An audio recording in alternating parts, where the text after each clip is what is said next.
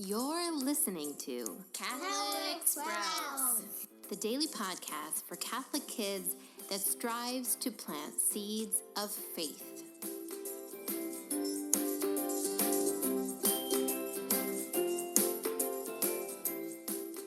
Hey there, Sprouts. Today is Wednesday, September 11th, 2019. This week on the Catholic Sprouts podcast, we are talking about holiness for girls. We've already talked about the fact that boys and girls are equal, but we're different. We were created differently, and therefore our walk to holiness will be a little bit different.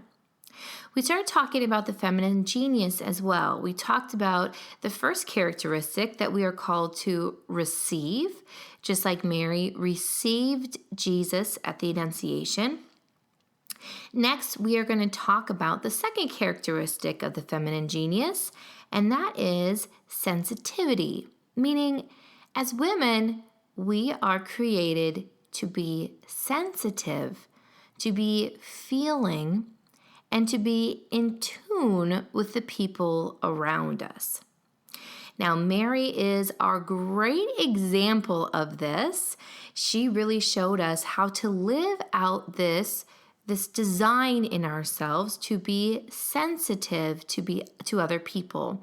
And we're going to look at actually 3 different times that Mary did this. First of all, right when Mary was told that she would be the mother of Jesus, she was also told that her cousin Elizabeth, who was super old, was actually going to become a mother for the first time as well. Now, what did Mary do? Well, she got this crazy news that was going to change her life, but she didn't spend time dwelling on it or brooding about it. Nope. She packed her bags and she rushed on over to her cousin Elizabeth's house. She spent time serving her, helping her through the end of her pregnancy, and together they rejoiced in God's plan. She was sensitive to Elizabeth. Elizabeth was going through something crazy too. So she went there to enjoy, to live through that craziness with her. Next, there was a time when Mary and Jesus both went to a friend's wedding.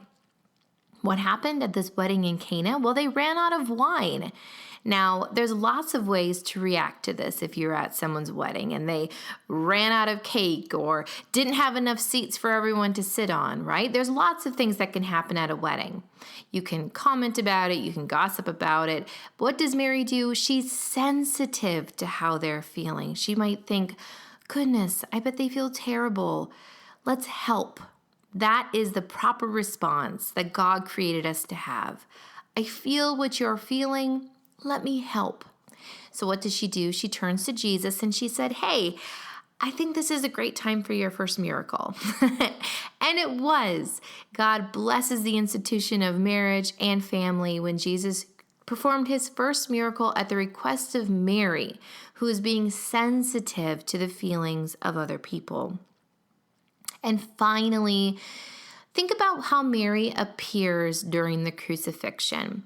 There's lots of men involved in the crucifixion, right?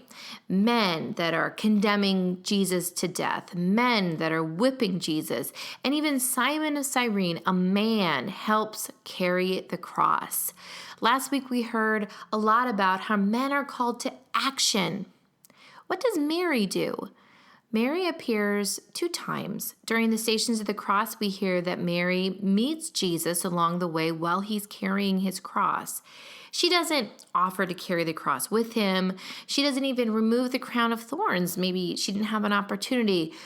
What does she do? She embraces him and she weeps. Then she's at the foot of the cross, and again, she's there with him, weeping. Now, this might seem like, well, she's not doing anything important. But imagine how Jesus felt knowing that his mother was there, seeing him, understanding how he felt, and feeling it with him. That is such a gift. We might think that Simon of Cyrene was the only one that helped Jesus by helping him carry the cross, but that is not true. If you have ever been through something awful, you know that simply having someone there with you who understands what you're going through is huge. And that is what Mary did. Now, how can we embrace this design in ourselves to be sensitive, to understand the feelings of others? Well, let me tell you, my friends, this characteristic in women is so important that we use it in so many aspects of the world. For example, imagine politics or government in a world where there's no women present. We need women there so that they can look into a situation and not just see the facts, but see the people. See how this affects families. See how this will affect the individual person there. This is the reason why so many women throughout history have been the one to start hospitals and orphanages. They don't just look out at a city and see numbers. They see people. They see people that are hungry, people that need to be educated, families that need to be supported. These are not the strengths of men. These are the strengths of women, to be able to look out and see the individual person, to see what is going on inside of them. This is how God created us to be. He created us to be sensitive, to be feeling, and to motivate us to do something about it, just as Mary did at the wedding of Cana. She saw the feelings, what that this bride and groom were feeling, and it motivated her to help. And that is what we are called to do as well. And so, Sprouts, here is my challenge for you today. I would like you to simply pick one person. Pick one person and think for just a few minutes about how they might feel. Are they feeling lonely? Are they feeling excited? Are they feeling sad about something? But just focus on their feelings for a moment and not your own. And then think, how can I participate in that feeling with them?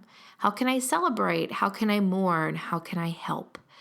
Ask our Blessed Mary, Mother of Virgin, for her help, that you too might be sensitive to what they are feeling. That's it for Catholic Sprouts today. We'll be back tomorrow, but until then, continue to grow in your faith and truly sprout into the beautiful creation that God intended you to be.